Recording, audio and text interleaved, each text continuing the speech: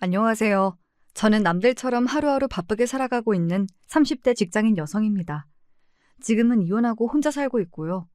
사실 요새 이혼이 하도 흔한 세상이다 보니 남들한테는 그리 특별할 일이 아닐지도 모르겠으나 그래도 제 인생에 있어서는 워낙 중대사였다 보니 이혼하는 일련의 과정이 아마 제 일생에서 가장 시끄러운 시기가 아니었나 싶습니다. 알게 모르게 감정적으로도 에너지 소모가 컸고요. 이 채널은 그런 정신이 어지러웠던 시기에 저와 비슷한 처지를 겪으신 여러분들의 사연을 접하게 되며 알게 되었어요. 저뿐만 아니라 각자의 사정을 안고 사시는 분들이 참 많으셔서 사연을 들으며 마음의 위안을 많이 받았습니다. 사실 이혼이라는 게 어지간히 지저분한 꼴을 당하지 않는 이상 결심하기가 쉬운 일이 아니잖아요. 저 역시 마찬가지였습니다. 제 경우 직접적인 이혼 사유는 남편의 바람이었으나 남편의 바람 못지않게 제게 충격을 안겨준 사람은 바로 시어머니였죠. 남자가 살다 보면 실수도 한번 할 수 있고 그러는 거지. 그래도 같이 산 세월이 있는데 너 그렇게 매몰차게 구는 거 아니다. 우리도 잘못한 게 있으니 사과한다잖아. 아직 이혼 서류에 잉크도 안 말랐는데 마음 다시 돌려주는 게 그렇게나 어려울 일이니? 뻔뻔한 것도 정말 정도 것이지. 제 아들 바람 피운다며 본인 입으로 직접 알려줘 놓고 무슨 낯짝으로 나더러 다시 그 쓰레기랑 같이 살라는 소리를 해요? 진짜 노망났어요? 아, 이제 와서 돈이 아쉬워진 모양이구나. 어쩐데요? 나는 이제 그 쓰레기 내 인생에서 치우고 그 돈으로 혼자 잘 먹고 잘 살 건데? 남편이 바람이 나자 불륜을 저지른 이들을 꾸짖기는커녕 조건 좋은 새 며느리 볼 생각에 사람을 헌시짝 버리듯 갈아치워버리려고 했던 시어머니였습니다. 그래놓고는 이혼 마무리된 지 얼마 되지도 않아 이혼 도로 물러달라며 오만 진상을 다 떨더라고요. 그런데 제가 미쳤다고 그걸 받아줬겠습니까? 바람난 남편과 그런 남편보다 더 악독했던 시어미를 제 인생에서 쫓아내고 광명 찾은 제 사연 한번 들어보시겠어요? 남편과 저는 서로 고만고만한 조건이 비슷하게 들어맞는 사람이었습니다. 연애할 때도 크게 성격 부딪히는 일도 없었고 경제 사정도 비슷했기 때문에 씀씀이 문제로 갈등을 겪을 만한 일도 없었습니다. 그렇게 무난히 연애하다 결혼 정년기에 접어들자 자연스럽게 결혼 얘기가 나오게 되었고요. 애초에 다 자라 사회에서 만나게 된 인연인지라 어릴 적 연애하듯 가볍게 생각하고 만난 게 아니기도 했으니 그때로서 결혼은 당연한 수순인 것처럼 생각하게 되었습니다. 비슷한 조건의 신랑감을 데려왔으니 저희 집에서도 딱히 반대 의사는 표하지 않으셨습니다. 대부분의 어르신들이 생각하시는 것처럼 서로 비슷한 사람들끼리 만나야 잡음 없이 오래 잘 산다고 생각하시는 친정 부모님이셨으니까요. 저보다 월등히 조건이 뛰어난 사람이 아니니 사위에게나 사돈댁에나 너무 저자세로 나갈 필요가 없다고 생각하셨던 점도 장점 중에 하나겠죠. 내가 지금까지 살아보니까 사람은 서로 부딪힐 일 없이 무난한 사람 만나는 게 제일이야. 나 가난한 집에서 시집 왔다고 네 할머니 돌아가실 때까지 나 구박했던 거 생각해봐라. 따지고 보면 자식이고 며느리고 당신한테 가장 잘한 게 나였는데도 항상 나만 제일 만만하게 생각했잖아. 그게 다 환경이 처지니까 제대로 대접을 못 받은 거야. 그래서 엄마는 말은 안 했어도 너 너무 잘난 사람한테 시집 가는 것도 좀 걱정됐을 거야. 한 서방 정도면 그렇게 처지는 것도 아니고 너랑 배운 거며 버는 것도 비슷하니 적어도 시집 가서 시댁에서 집안 때문에 무시당할 일은 없겠지. 자라면서 할머니가 저희 친정엄마한테 얼마나 혹독하게 시집살이를 시켰는지 똑똑히 지켜봤던 저였기에 엄마 말씀에 전적으로 동의했습니다. 애초에 처음 연애를 시작할 때부터 남편의 조건을 확인해봤던 것도 그런 이유에서였어요.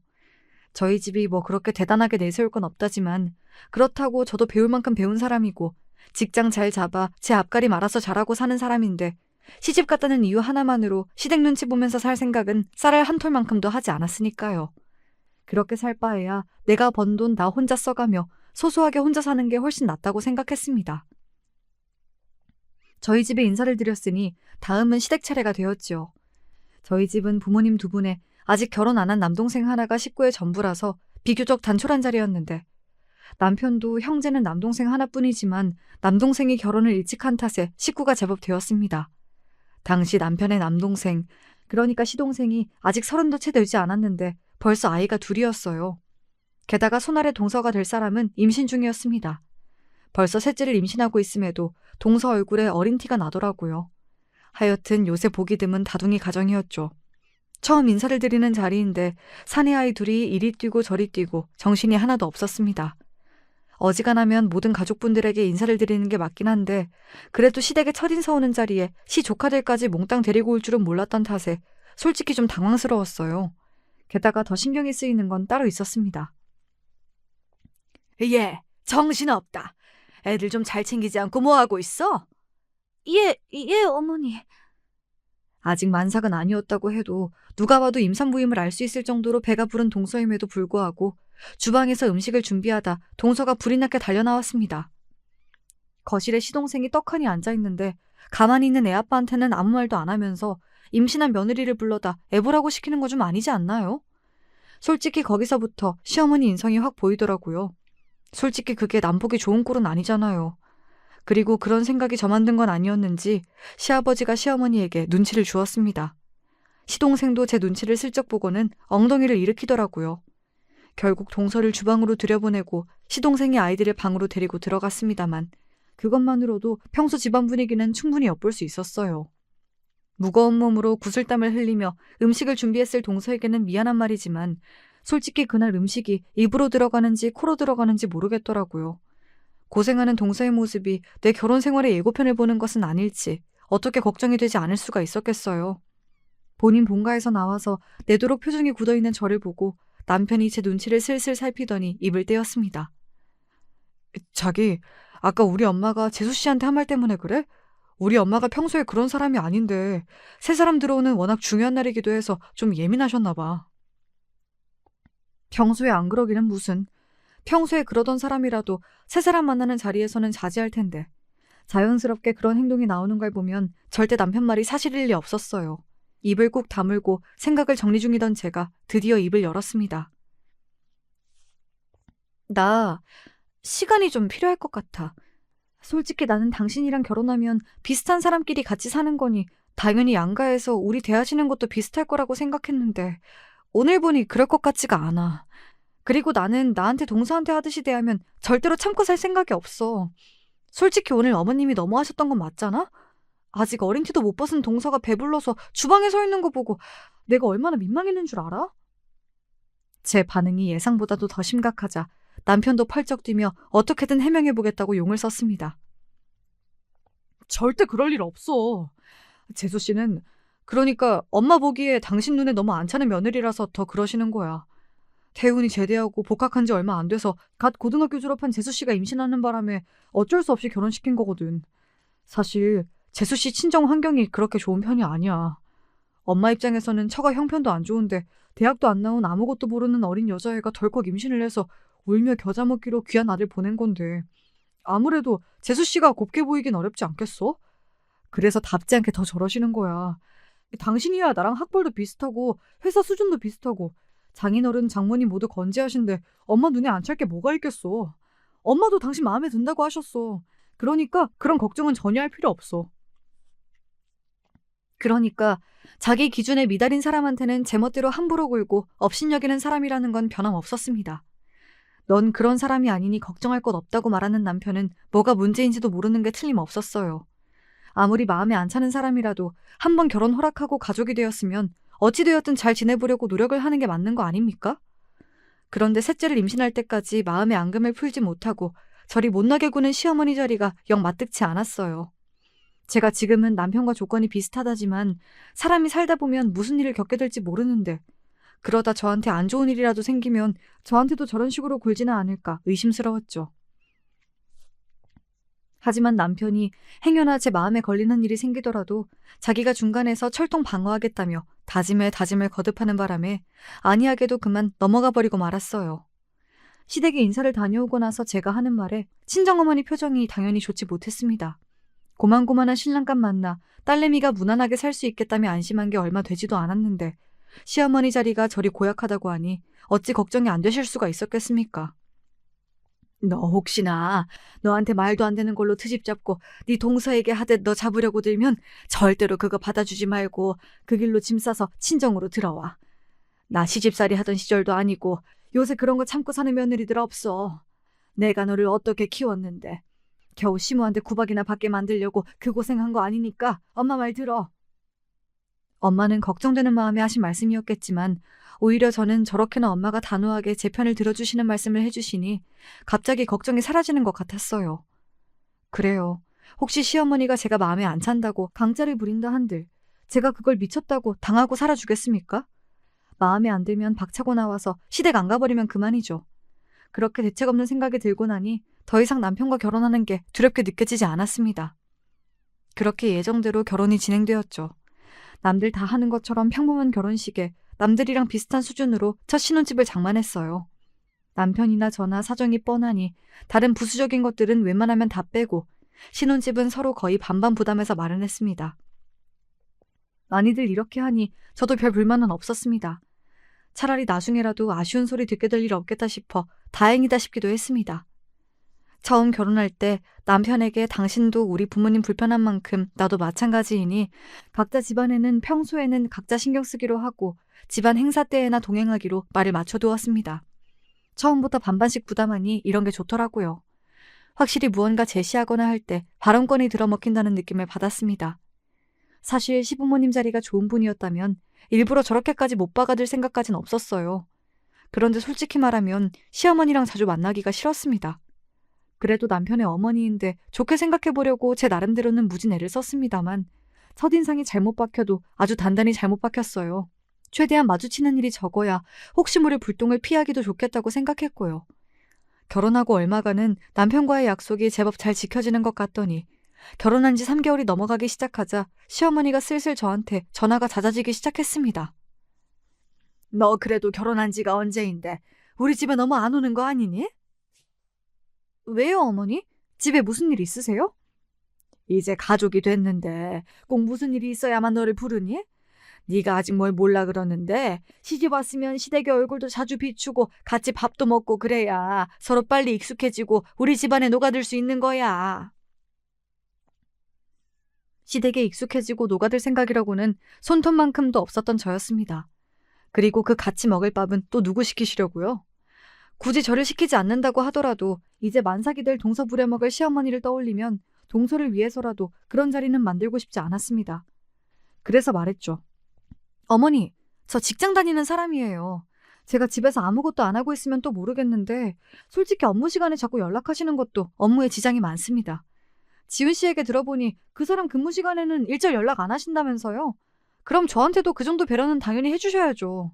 똑같이 사회생활하는 사람들인데 이렇게 대우가 다르시면 솔직히 제 입장에서는 어머니가 저 며느리라고 아들하고는 달리 대우한다고 생각할 수밖에 없어요. 요즘 프로젝트 진행 중이라 계속 야근 중이라서 식사하러 가긴 어려울 것 같아요. 그러면 다른 요건 더 없으시면 이만 들어가 보겠습니다. 그렇게 통화를 마무리했습니다. 다소 매몰차게 들릴 순 있으나 한번 여지를 줬다가는 끝도 없을 것 같아 일부러 더 딱딱하게 얘기한 것도 있어요. 그리고 솔직히 열받지 않나요? 자기 아들 일할 땐 연락 안 하면서 저한테는 배려 없이 구는 건 말이에요. 하는 행동 하나하나가 저러니 정을 붙이려야 붙이기가 어려웠습니다. 시어머니에게 정이 가지 않는 만큼 반대로 동서한테는 측은지심이 많이 들었습니다. 아무래도 첫날의 잔상이 워낙 강하게 남아있기도 했고 시어머니한테 그 구박을 받으면서도 말대꾸 한 번 안 하고 그 무거운 몸을 이끌고 온갖 일을 묵묵히 하는 모습이 짠하지 않을 수가 없었거든요. 사실 시댁에는 잘 안 가도 동선에는 한 번씩 들러서 만난 것도 사다 주고 함께 담소도 여러 번 나눴습니다. 시동생이 무역회사 직원이라 거래처 근무 시간을 맞춘다고 밤 야근이 잦았거든요.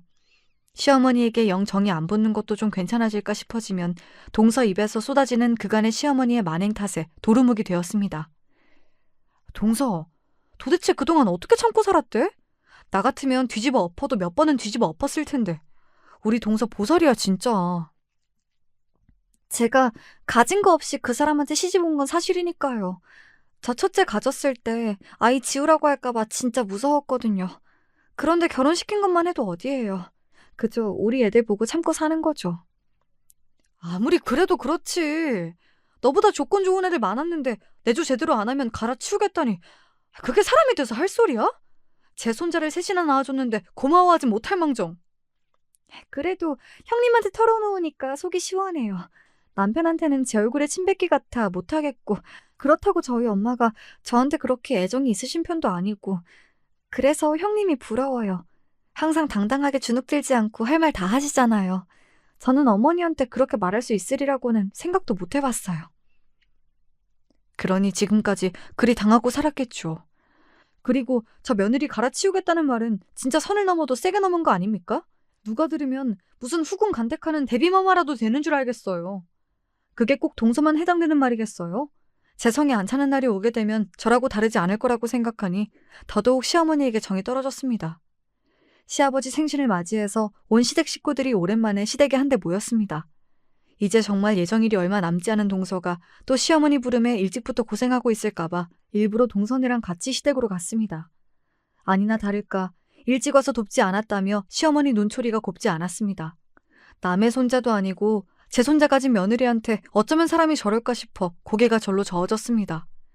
동서 대신 음식할 생각은 추호도 없으셨던 모양인지 음식은 업체에서 주문한 맞춤 음식이었어요. 진작 이러면 될 것을 움직이기도 힘든 사람한테 뭘 그리 심술을 피운 건지. 아무래도 시아버지 입김이 단단히 작용한 것 같았습니다.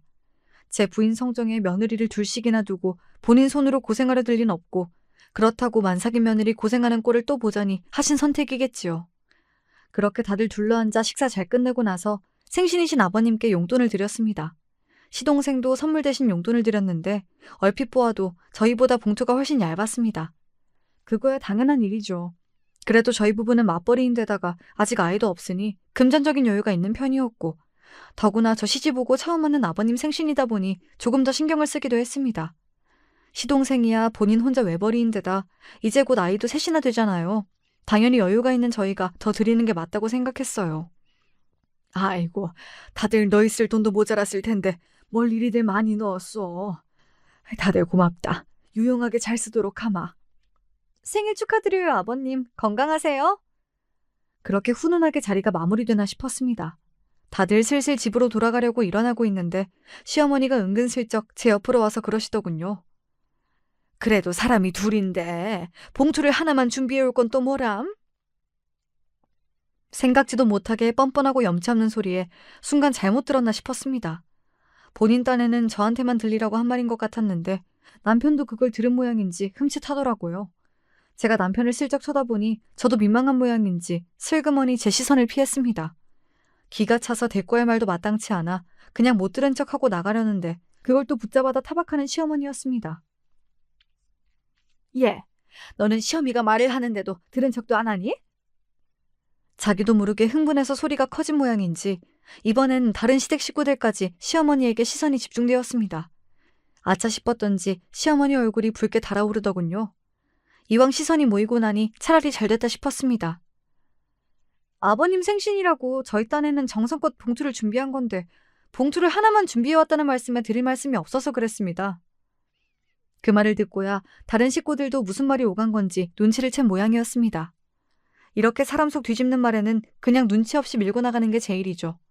그 말을 들은 시아버지께서 버럭 소리를 지르셨어요. 지금 그게 무슨 소리야? 당신 또 무슨 헛소리를 한 게야? 아니, 내가 무슨 소리를 했다고. 사람이 둘인데 봉투를 왜 하나만 준비했냐고 하셨잖아요. 아닌가요? 여기 이 사람도 같이 들었는데요? 남일이라도 된다는 듯이 슬쩍 빠져있던 남편까지 끌어들이자 시어머니가 더는 발뺌도 못하고 얼굴이 불그락 푸르락 달아올랐습니다. 그러게 감당도 못할 거면서 왜 자꾸 사람 긁는 소리를 하고 있습니까? 그리고 본인이 저한테 용돈 요구할 처지예요? 결혼하면서도 뭐 하나 도와주신 것 없으시면서? 반반 결혼하면서 양가 부모님께 손 안 벌리고 아쉬운 소리 듣지 말자고 생각해왔던 저입니다. 게다가 오늘 시아버지께 준비한 용돈도 액수가 꽤 컸어요. 적어도 시동생 봉투의 2배 이상은 되었을 겁니다. 거기다 본인은 오늘 생일도 아니잖아요? 제가 뭐 때문에 본인한테 용돈까지 상납해야 합니까? 어머니, 솔직히 어머니 하시는 말씀 듣고 황당했지만 오늘 좋은 날인데 분란 일으키고 싶지 않아서 그냥 조용히 들어가려고 한 거예요. 쓰실 데가 있으셔서 돈이 필요하신 거였다면 차라리 사정 말씀하시고 부탁하셨다면 좋으셨을 텐데요. 대뜸 사람이 둘인데 봉투를 하나만 가져오냐니요. 세상에 그런 말씀이 어디 있어요?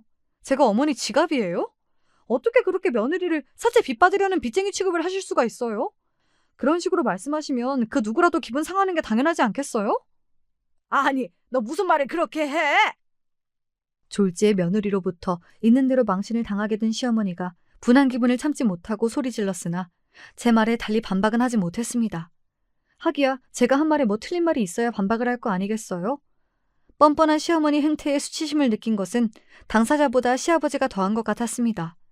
당신 생신이라고 온 가족이 다 모였는데 아들, 손자, 며느리 앞에서 못 볼 꼴을 다 보였으니 얼마나 창피하셨겠어요. 그 입 다물지 못해? 도대체 당신이 생각이라는 게 있는 사람이야, 없는 사람이야? 이제 며느리 앞에서 할 말 못할 말도 구별 못하겠어? 사람이 나이를 먹을수록 말을 아끼고 점잖아질 줄 알아야지. 어떻게 이렇게 어린애도 안 할 법한 철딱서니 없는 소리를 하고 있어? 시아버지 불호령에 그제야 찍소리도 못하고 눈치만 보는 시어머니였습니다. 시부모님을 보고 있자면 부창부수라는 말도 꼭 많은 소리는 아니라는 생각이 들었어요. 시아버지가 저렇게 음전하신 분인데 대체 지금껏 어떻게 시어머니랑 같이 살았는지 이해가 안 갈 지경이었죠. 단박에 그 자리에서 시어머니를 꾸짖은 시아버지께서 제게 사과하셨습니다. 아가 미안하다. 너희가 내 생각한다고 무리해서 용돈 준비했다는 걸 뻔히 아는데 기껏 그렇게 애를 써놓고 저 사람한테 저런 소리까지 들었으니 네 맘이 얼마나 황당했겠어. 저 사람한테는 내가 알아듣도록 단단히 얘기를 해둘 테니 나를 봐서라도 부디 너무 마음 상해하진 않았으면 좋겠구나. 마음 같아서는 시어머니한테 이보다 더한 망신을 주고 싶었으나 당신 생신에 이렇게 언성을 높이게 됐는데 제게 정중히 사과까지 하시는 시아버지 맘을 더 이상 무겁게 만들고 싶진 않았습니다. 그래서 저는 신경 쓰지 마시라 전하고는 집으로 돌아왔습니다. 집으로 돌아와서는 남편에게 참았던 부하를 터뜨렸습니다. 당신, 아까도 어머니 하시는 말 뻔히 다 들어놓고 어떻게 그렇게 남일이라는 듯이 혼자 쏙 빠져 있을 수가 있어? 이게 당신이랑은 아무 상관도 없는 일이야? 그동안 당신 어머니 나 괴롭히는 거 당신 모르지 않았잖아. 그러면서도 끼어들긴 귀찮으니까 내내 모른 척한 거 내가 모를 줄 알아? 내가 왜 당신 어머니 때문에 이런 할 필요도 없는 스트레스를 받아야 하는데? 당신 내가 처음에 결혼 다시 생각해보자고 했을 때 뭐라고 그랬어?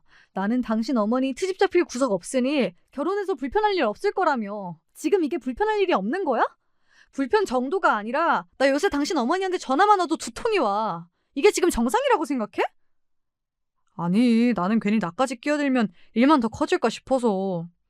지금 그 말 같지도 않은 소리를 변명이라고 하고 있어? 당신 속 빤히 보이는데 끝까지 그렇게 미꾸라지처럼 빠져나갈 속셈이야? 진짜 나 당신 본가랑 인연 싹 끊고 싹 수 없는 며느리 노릇하는 꼴 보고 싶지 않으면 앞으로 처신 똑바로 해. 그러고는 안방문을 쾅 닫고 들어와 버렸습니다. 바로 지금 같은 상황이 제가 결혼하면서 가장 우려했던 상황이었어요. 시자 붙은 존재라는 건 참 대단한 존재라서 제 조건이나 환경보다 더 나을 것도 없으면서 시자 유세를 부리는 거더라고요. 그럴 거면 제가 뭐하러 저보다 나을 것 없는 저 사람하고 결혼을 했겠습니까?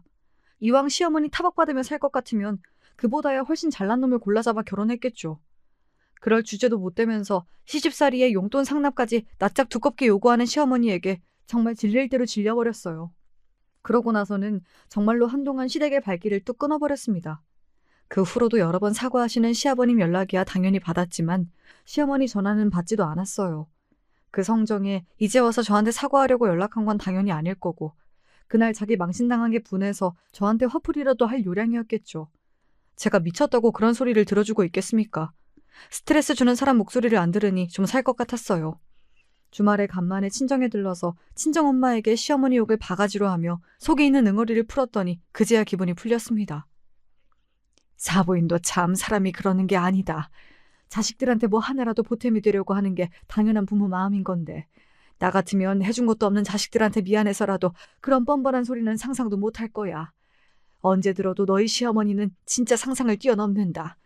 저런 시어미 자리 밑으로 들어갈 줄 알았더라면 차라리 집안이라도 더 좋은 데 시집을 보낼 것을 내가 너무 내 인생만 생각하고 하나만 알고 둘은 몰랐던 모양이다. 네 앞으로 좋은 선자리도 많이 들어왔었는데 아까워서 어째? 그러게나 말입니다. 고작 제 어미와 마누라 사이에서 새우등 터지기 싫어서 책임 회피하는 남편놈과 살게 될 줄 알았더라면 엄마 말처럼 차라리 그 편이 훨씬 나았을 텐데요. 저 역시 조건 비슷한 사람과 결혼하면 아쉬운 소리 듣고 살 일 없으리라는 순진한 생각을 똑같이 하고 있었기 때문에 결혼 전후로 시간을 돌리고 싶은 심정이었습니다.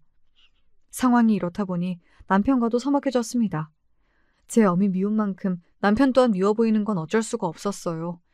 그래도 당장 갈라설 게 아닌 이상 어떻게든 풀고 살아야 하니 겉으로 티는 내지 않으려고 노력했으나 속으로는 여전히 앙금이 남아있었습니다. 당신 설마 오늘도 야근이야? 벌써 시간이 이렇게 됐네. 요새 회사 일이 바빠서. 회사 일이 아무리 바빠도 그렇지 문자 하나 칠 시간도 없었다는 게 말이 돼? 지금 시간이 자정이 다 되어가. 집에서 걱정하는 사람은 생각 안 해? 일부러 내 피 말리려고 작정하고 이러는 거야?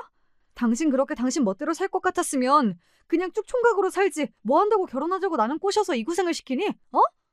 그 무렵에는 남편도 회사 일이 바쁘니 야근이 잦니 온갖 핑계를 대며 슬슬 외박이 잦아지고 있었습니다. 속으로야 어떤 생각을 하고 있든지 간에 겉으로야 결혼한 사람으로서의 의무를 충실히 이행하고 있던 저로서는 괘씸하기 짝이 없는 일이었습니다. 불만이 있으면 차라리 들어와서 저를 딱 대면하고 풀든가. 하여간 한결같이 회피적인 성격이 결혼 생활 끝까지 제 속을 있는 대로 뒤집어 놓았죠. 하루 걸러 하루 겨우 집으로 들어오는 남편과 그간 연락을 받지 않던 시어머니를 동시에 다시 본 건 동서가 출산한 이후였습니다. 다행히도 임신 기간 내내 아이 엄마가 그리 스트레스 받고 몸이 힘들었는데도 건강한 조카가 태어났어요. 그날만큼은 평소 서로에게 가지고 있던 앙금을 티내지 않고 그저 오롯이 새 생명의 탄생을 축하했습니다. 솔직히 요즘 세상에 아이를 셋이나 낳고 산다는 게 저로서는 엄두가 나지 않는 일이라서 내심 동서가 이해가 가지 않을 때가 많았는데 그래도 갓난아이를 안고 기뻐하는 부부를 보니 저도 부러운 마음이 들더라고요. 아이는커녕 집에도 잘 들어오지 않는 남편과 당시 상황으로는 기대하기 어려운 일이다 보니 괜히 마음 한구석에 시린 바람이 부는 기분이 들었습니다. 집으로 돌아오는 길에 남편에게 말을 걸었어요. 오늘 동서 보니 참 좋아 보이더라. 솔직히 그동안은 아이 낳아서 키운다는 게 엄두가 나질 않았는데 동서 그렇게 고생하면서도 저렇게 씩씩하게 살 수 있는 게 다 자식 가진 엄마의 힘이 아닌가 싶어. 그걸 보니 나도 아이가 생기면 좋겠다는 마음이 들더라. 우리도 이제 본격적으로 아이 가질 준비해보는 게 어때? 갑자기? 당신 일 욕심도 많고 아직 진행 중인 프로젝트도 있잖아. 좀 신중하게 결정하는 게 좋지 않겠어? 남편한테야 당연히 좋다는 말이 나올 줄 알았는데 남편 반응이 영 시원찮았습니다. 그동안 제가 일단 승진할 수 있는 기반을 만들어 놓고 아이 가지고 싶다고 할 때에도 한 살이라도 어릴 때 낳는 게 좋다며 속 편한 소리를 늘어놓던 남편이었습니다. 그런데 막상 제가 아이에게 긍정적인 태도를 보이니 이번엔 노골적으로 비협조적으로 나오는 남편이 마음에 들지 않았어요. 이쯤 되니 그냥 내가 하고자 하는 일에는 어깃장부터 놓는 게 습관이 된 게 아닌가 의심스러울 지경이었습니다. 아이는 나보다 당신이 더 욕심부렸잖아. 왜 생각이 바뀐 건데? 아니, 생각이 바뀌었다기보다는 좀 신중하게 접근할 필요가 있다 이거지. 이건 제 딴에는 화해의 제스처기도 했습니다. 부부가 사랑만으로 살 수 있다면 참 좋겠지만 현실이 그렇지만은 않잖아요. 부부 사이에 아이가 있고 없고가 부부 결속력이 얼마나 차이가 있는지는 아직 아이가 없는 저도 실감하고 있었습니다. 저희 사이에 아이라도 있으면 남편도 가장으로서의 책임감과 소속감을 더 강하게 갖지 않을까 하는 기대도 있었고요. 그런데 제 모든 기대는 남편의 저 김 빠지는 말 한마디로 와르르 무너져 버렸어요. 그래, 애 가지면 내 몸만 힘들고 내 커리어만 망가지는데 뭐. 굳이 당신이 반기지도 않는 아이 혼자 만들 수도 없고. 서운한 티를 내는 제 말에도 남편이 별 대꾸가 없었습니다. 문득 저 인간이 이제 나한테 완전히 마음이 뜬 건 아닌가 하는 생각이 들어 섬뜩해졌습니다. 괜히 말 한마디 더 댔다가는 기분만 더 상할 것 같아서 그렇게 어영부영 아이 이야기는 쏙 들어가게 됐어요. 뭐 하나 제가 원하는 대로 돌아가지 않는 결혼 생활에 삶의 의욕이 뚝뚝 떨어지는 기분으로 지내던 와중에 오랜만에 시어머니로부터 연락이 왔습니다. 여전히 시어머니와의 사이는 좋지 않았으나 저번에 동서 출산한 병원에서 좋게 얼굴을 보기도 했고 그냥 연락을 받았습니다. 너 오늘 시간 좀 되니? 내가 기니 할 말이 있는데 전화로 할 만한 소리는 아니고 얼굴을 좀 봤으면 싶은데. 또 무슨 속 뒤집는 이야기를 하려고 일어나 싶었으나 평소와는 다르게 용건만 간단히 하는 시어머니의 태도가 이상해서 일단 약속을 잡았습니다. 약속 장소가 시댁이 아니라는 것도 좀 이상했어요. 다른 가족들 들으면 안 될 만한 소리를 하려는 건가 생각하며 약속 장소인 제 회사 근처 커피숍으로 들어갔습니다. 항상 약속 시간에 당연하게 늦게 나오던 시어머니가 웬일로 저보다 먼저 와서 앉아 계시더라고요. 참 여러모로 오늘 답지 않다는 생각을 하며 그 앞에 앉았습니다. 무슨 일로 이렇게 밖에서 보자고 하셨어요? 제 말에 대답도 않고 제 얼굴을 빤히 쳐다보는 시어머니 표정이 의기양양했어요. 고개를 바짝 쳐들고 저를 내려보는 게 고소해 보이기까지 하더라고요. 그 꼴을 보니 슬슬 불안감이 피어오르기 시작했습니다. 너, 네 남편 만나는 여자 있다는 건 알고 있니? 그 말에 제 얼굴이 확 굳어버렸습니다. 네, 솔직히 남편에게 여자가 있을 가능성을 아예 생각해보지 않은 건 아니었습니다. 최근 남편 태도가 수상쩍은 부분이 한두 가지가 아니지 않았습니까? 잦은 야근에 연락도 잘 안 되고 그렇게 아이 타령하던 남자가 먼저 아이 갖자는 말에도 미적지근한 태도를 보이는데 그런 의심을 안 하는 게 눈치가 없는 걸 테니까요. 하지만 그걸 시어머니 입을 통해 확인받게 되리라고는 정말이지 상상조차 하지 못했어요. 그 사람이 그래요? 자기 여자 있다고? 걔가 대놓고 그런 소리를 하겠니? 다 내가 눈치껏 알아낸 거지. 너는 여자가 돼가지고 그렇게 둔탱이처럼 구니까 남편이 밖으로 나더라도 눈치도 못 채는 거야. 가진 게 많은 것도 아니면서 여자가 사근사근하니 여우 같은 데가 있어야지 원. 제 아들 바람났다는 소리를 하면서 무슨 벼슬이라도 한 것 같은 저 태도는 도대체 뭐란 말입니까? 며느리한테 아들 바람났다고 자랑하듯 말하는 시어미 정신머리도 정상은 아니었으나 도대체 무슨 꿍꿍이로 저한테 저런 막말까지 하면서 막 나오는 건지 이해가 되질 않았어요. 막말로 제가 남편 바람난 것까지 아는 마당에 유책 배우자로 이혼 소송 걸면 전적으로 제게 유리한데 왜 제 아들 불륜 소식을 저한테 갖다 바치는 건지 상식적으로 말이 안 되잖아요. 그래서 저한테 그걸 알려주시는 이유가 뭐예요? 설마 어머님이 저조차고 그런 소리 하실 양반도 아니고 대체 뭐 때문에 이러시는 건데요? 너, 내 아들이랑 이혼해라. 네? 황당해서 저도 모르게 되물었어요. 저랑 이혼했다간 재산 분할의 위자료에 당신 아들 무일푼으로 쪽박차게 생겼는데 오히려 이혼을 부추기다뇨? 어차피 마음 떴는데 같이 산다고 뭐가 바뀌겠니? 이렇게 된 거 너도 일찌감치 정리하고 새 인생 사는 게 낫지 않겠어? 이혼 소송이니 뭐니 지저분하게 길게 끌면 너나 지훈이나 정력만 소모하는 일이지. 깔끔하게 합의 이혼만 해주면 내가 위자료 명목으로 5억 원을 준비해 줄 테니 너는 그냥 도장만 찍으면 된다. 돈이라면 눈을 뒤집고 환장하는 양반이 5억 위자료를 해주겠다뇨? 그것도 제가 아무 말도 안 했는데 본인이 자진해서요. 내가 지금 제대로 듣고 있는 건가 싶을 정도였어요.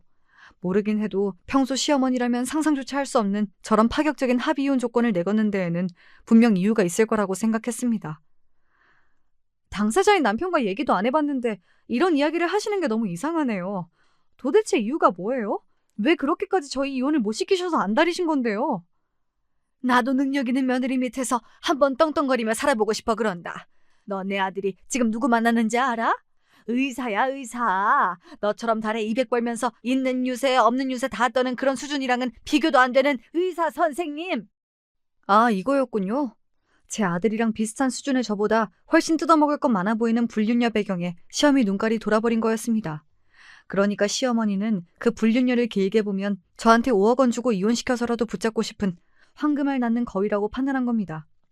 분한 마음에 이가 뿌듯 갈렸지만 이 꼴까지 당하고 앉았는데 뽑아낼 수 있는 정보는 모조리 뽑아내야겠다고 마음먹었습니다. 말이 되는 소리를 하세요, 어머님. 착각이겠죠. 의사가 미쳤다고 뭐가 아쉬워서 어머님 아들 같은 남자를 만난대요? 좋은 혼처가 사방에 널렸을 텐데 그것도 유부남을 뭐가 아쉬워서? 어머님, 뭐 잘못 드셨어요? 뭐야? 내가 걔들한테 비싼 밥까지 얻어먹었어. 착각은 무슨. 우리 동네에서 피부과 하는 재원 중에 재원이야. 나이도 너보다 어린데 걔는 벌써 병원 원장님이라고. 너 그 피부과가 돈을 얼마나 쓸어 담는 줄 알아? 개원한 지 2년도 안 됐는데 벌써 이렇게 잘 됐는데 앞으로 얼마나 더 잘 되겠어. 그러니 괜히 미련하게 내 아들 발목 잡지 말고 더 험한 꼴 보기 전에 갈라서라. 제 도발에 걸려든 시어머니가 분해서 저도 모르게 상간녀 신상 정보를 술술 불었습니다. 저 정도 정보면 거의 주민등록증을 깐 거나 다름없었어요. 동네 장사라는 게 그렇지 않습니까? 거기까지 듣고 보니 남편의 외도를 더는 부정하기도 힘들었습니다. 그걸 자랑거리라도 되듯 떠벌리는 시어미 면상에 물이라도 들이붓고 싶은 심정이었으나 이 꼴을 당하면서까지 그놈과 같이 살고 싶은 생각은 저도 더는 없었습니다. 하지만 이혼을 하더라도 확실히 할 건 확실하게 해야죠. 제가 어떻게 어머니 말만 믿고 제 인생에 이렇게 중차대한 문제를 이 자리에서 단박에 결정할 수 있겠어요. 게다가 돈 5억이 누구 개 이름도 아니고 막말로 의사 며느리 보겠다고 말로만 하는 소리인지도 모르는데 제가 어머니를 뭘 믿고 이혼 서류에 사인을 해요? 서류에 위자료 5억 지급한다고 확실하게 명시해 놓고 먼저 5억부터 주시면 그때 서류에 사인해 드릴게요. 그러는 너는 뭘 믿고 그 큰 돈을 미리 턱 줘. 네가 돈만 꿀꺽하고 이혼 안 한다고 뻗대면. 어머니 아들 뭐 그렇게 대단한 인간이라고 그렇게까지 해서 그놈한테 붙어 살겠어요. 지금 아쉬운 사람은 어머니예요. 제가 끝까지 이혼 안 해주면 의사 며느리는 구경도 못 해보실 텐데 괜찮으시겠어요? 시어미가 발끈했으나 본인이 아쉬운 입장이 맞으니 제게 더 대거리도 못하더라고요. 그날은 일단 그러고 일어났습니다.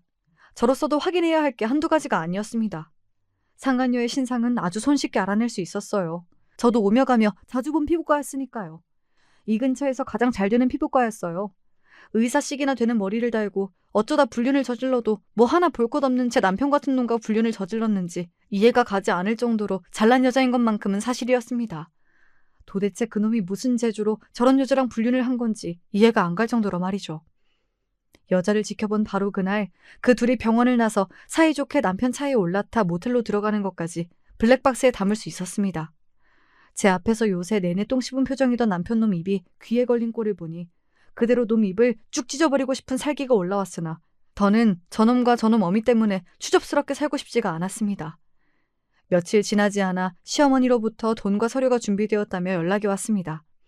이혼 서류를 꾸미려면 분명히 남편 귀에도 소식이 들어갔을 텐데 끝까지 저는 저 뒤로 빠져있고 제 모습만 내세우는 머저리 같은 남편에게 더 떨어질 정도 없더라고요. 저는 제게 필요한 증거를 다 만들어 놓고는 남편 놈한테 메시지만 한 통 보내놨습니다. 니놈 불륜하는 거 다 알고 있어. 네 어미가 직접 말하더라. 그리 바라던 대로 이혼해 줄 테니 짧고 깔끔하게 끝내자. 니놈 면상 오래 보기도 역겨우니까. 통장에 5억이 찍힌 것을 확인하고서야 사인을 마친 이혼 서류를 퀵서비스로 시댁에 보냈습니다. 제가 회사 간 동안에 제 짐을 싹 뺀 모양인지 무슨 야반도주한 사람도 아니고 안방 옷장이 횡한 걸 보자 감당하기 어려울 만큼 허무함이 몰려들었습니다. 시험이 폭탄 선언을 들은 날부터 이혼 서류를 보낸 날까지 남편 낯짝은 구경도 못 해봤습니다. 그러고도 이혼이 가능하다는 게 기가 찼어요. 이렇게 끝날 것 같았으면 마지막으로 봤을 때 뺨이라도 한 대 쳐줄 걸 싶었습니다. 그래도 손에 쥔 게 아예 없는 건 아니었습니다. 도대체 무슨 재주로 마련한 건진 몰라도 이혼 소송을 걸었다 치더라도 결코 5억 원이나 되는 돈을 받아낼 순 없었을 테니까요. 잊고 싶은 기억이 가득한 이 집을 떠나더라도 훨씬 좋은 집에서 새 출발하기 차고 넘치는 돈이었습니다. 저는 그날로 바로 제 회사 근처의 아파트로 집을 보러 다녔습니다. 놈이 먼저 제 아내와 신혼집을 버리고 제 발로 나갔는데 저라고 이혼 서류에 사인하자마자 제 갈 길 찾는 게 뭐 잘못됐습니까? 일부러 심란한 마음에 신경을 조금이라도 돌리려고 몸이 지칠 때까지 하루 종일 집 구경을 다녔어요. 마음에 드는 집들을 보는 게 생각보다 기분 전환이 되어서 그렇게 마음을 다스려가며 합의이혼 조정기일이 끝나기만을 기다렸습니다.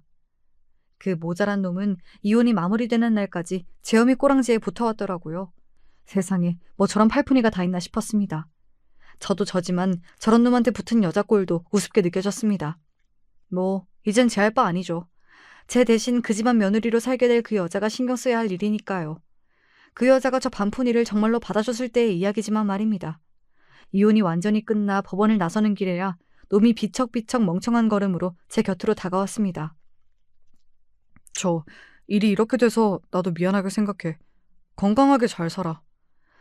끝까지 면상 못 보나 싶었는데 그래도 이혼하는 날에는 기어 나왔구나. 난 이놈 잘 살란 소리 못하겠다. 두 번 다시 내 앞에 나타나지 마. 그렇게 전 남편과 전 시어머니를 한 번씩 쏘아보고는 서둘러 그 자리를 떠났습니다. 더는 그것들 낯짝을 보고 싶지 않기도 했으나 그날 저는 할 일이 아주 많았거든요.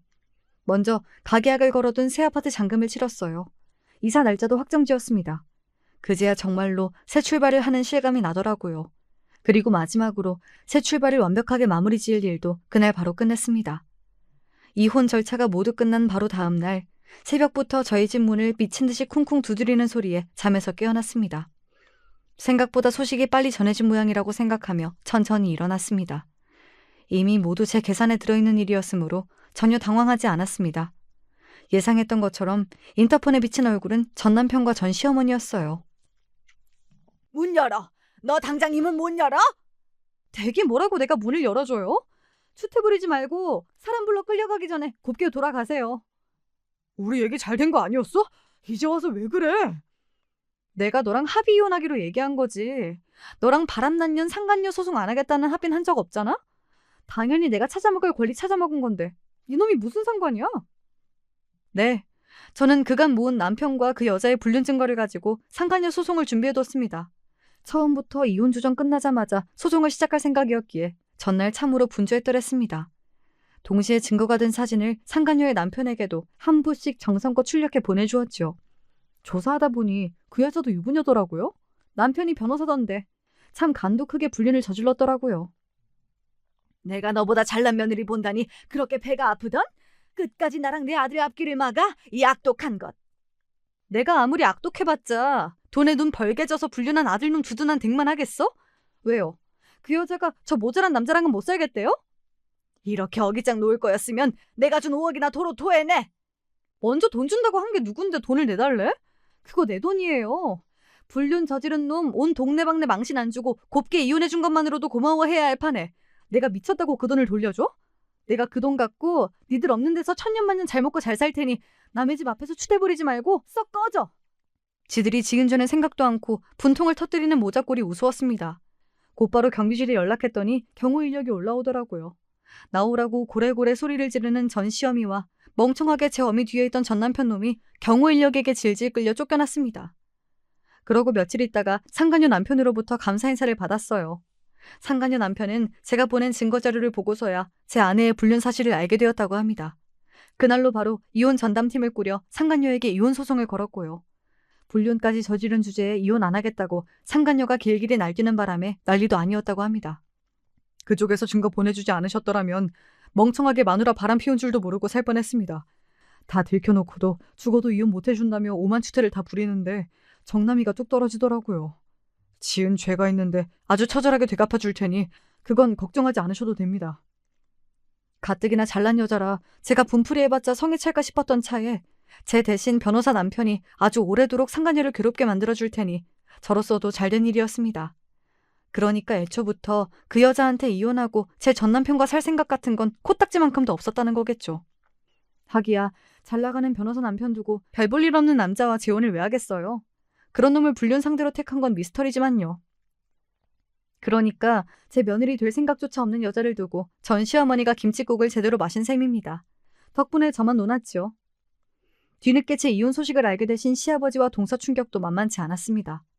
돈 5억이 어디서 났나 했더니 시부모님이 노후자금용 투자 목적으로 마련했던 한 채 있던 아파트를 전 시모가 제멋대로 처분한 거였어요. 그걸 알고 격분한 시아버지에게 쫓겨나서 지금은 별거 중이라고 했습니다. 시아버지 입장에서도 속이 쓰리셨겠으나 사실상 두 모자가 저를 내친 거나 다름없기에 제게 미안한 마음에 별다른 말씀도 하지 못하셨습니다. 동서도 남이 된 저를 아쉬워했지만 그간의 두 모자 만행을 모두 전해 듣고는 제 새로운 출발을 응원해 주었습니다. 의사 며느리 뜯어먹으며 호강할 줄 알았던 꿈이 깨지자 저한테 준 5억이 아까워 미칠 지경이었는지 제 새 집까지 쫓아온 전 시어미가 제 아들을 다시 제게 떠넘기려 했으나 씨알도 안 먹힐 일이었죠. 그 돈이 어떤 돈인데 내 돈 갖고 그렇게 호강할 거면 내 아들이라도 다시 받아주던가. 내가 무슨 꼴까지 보고 댁들한테서 탈출했는데 그 지옥을 다시 걸어가. 미쳤어요? 이거 이제 내 돈이야. 난 이 돈으로 새 집에서 잘 먹고 잘 살 테니 댁은 모자란 당신 아들놈이랑 지질이 궁상맞게 살아요. 노후자금 5억을 쏠락 날리고 남편에게 버림받고 제 감정 쓰레기통으로 쓸 며느리도 잃고 애초에 언감생심이었던 의사 며느리까지 날려먹은 전시목골을 보니 통쾌하더라고요. 그렇게 제 구질구질한 결혼 생활은 막을 내렸습니다. 더러운 걸 적잖이 봤으나 위자료 5억이면 나름대로 성공적인 이혼이었다고 생각해요. 제 정신 괴롭게 만들 인간들도 사라지고 금전적으로도 풍요로워지니 삶의 질이야 당연히 지금이 월등히 낫고요. 지금은 싱글 만세를 외치며 살고 있습니다. 진상 전 시모와 전 남편 제대로 벗겨먹은 제 이혼 이야기는 여기까지예요.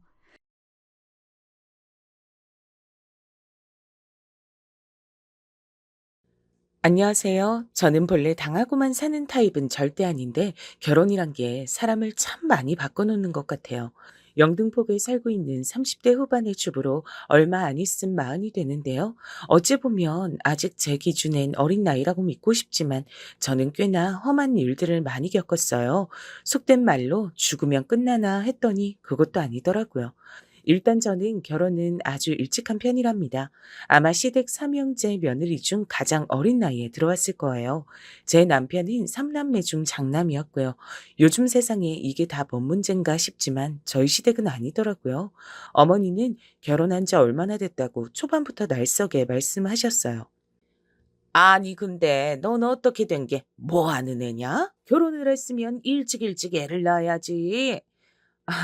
저희 아직 신혼인데요, 어머니. 신혼은 무슨 얼어 죽을. 결혼을 했으면 빨리빨리들 애들 낳고 먹고 살 걱정들을 해야지. 무슨 놈의 신혼이야. 누가 그런 걸 만들었대? 자꾸 이런 분위기로 흘러가니 저도 뭐라 더 말할 수가 없었어요. 어머니 기는 엄청 세신 편이었고 본인도 늦게 아들들을 얻은 거라 자부심이 장난 아니었거든요. 세상 잘 만나서 그렇게 넋들을 놓고 사나 보다들. 내가 네 나이 땐 애고 자시고 아들 못 낳는다고 그렇게 구박을 당했어.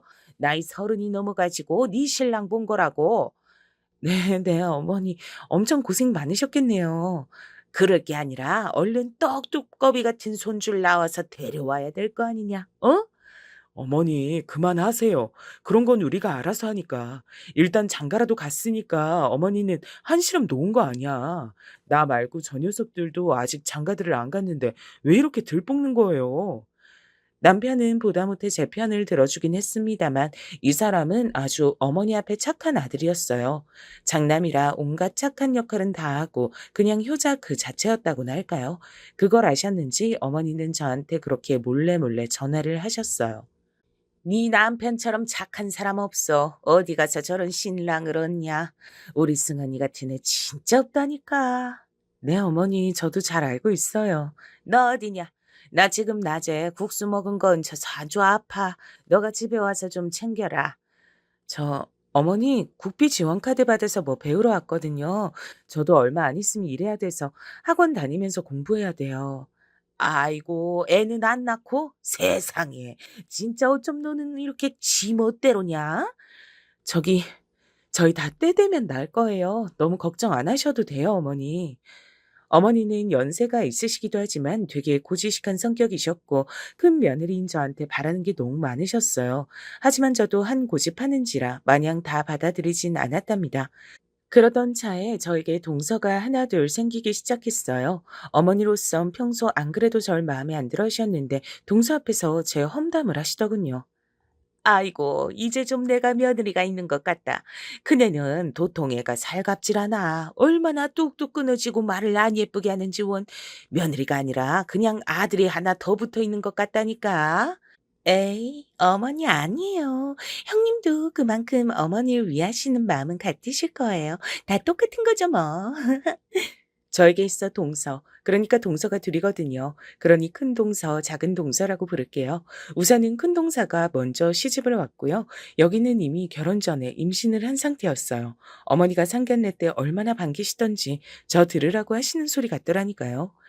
이렇게 금쪽 같은 선물을 갖고 시집을 와주니 얼마나 고마워요. 글쎄, 내가 우리 큰며느리는 아기가 한참을 안 생겨서 걱정했잖아.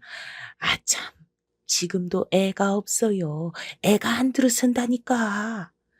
저는 이때 얼굴이 너무 시뻘개져서 그냥 모든 치부가 다 공개되어 밖에 내걸린 사람처럼 민망해졌어요. 오히려 큰 동선의 친정 부모님들이 제 눈치를 보고 어쩔 줄 몰라 하시더군요. 그때 큰 동선은 변죽 좋게 분위기를 맞췄고요. 아, 그래도 절 이렇게 이쁘게 맞아주시니 너무 좋아요, 어머니. 전 어머니한테 혼날까 봐 인사 오기도 전에도 너무 걱정 많이 했거든요. 저희 엄마도 엉엉 우셨다니까요. 그게 왜 울고 혼날 일이야? 너무너무 잘한 거지. 하여간 우리 새애기 너무너무 잘했어요. 내가 아주 칭찬해. 이렇게 훈훈한 분위기 안에 저만 건조한 표정으로 나물만 질겅질겅 씹고 있었어요. 늘 눈치 보고 우유부단하기 그지없는 남편에게 저는 이 부분들이 힘들다고 말했죠.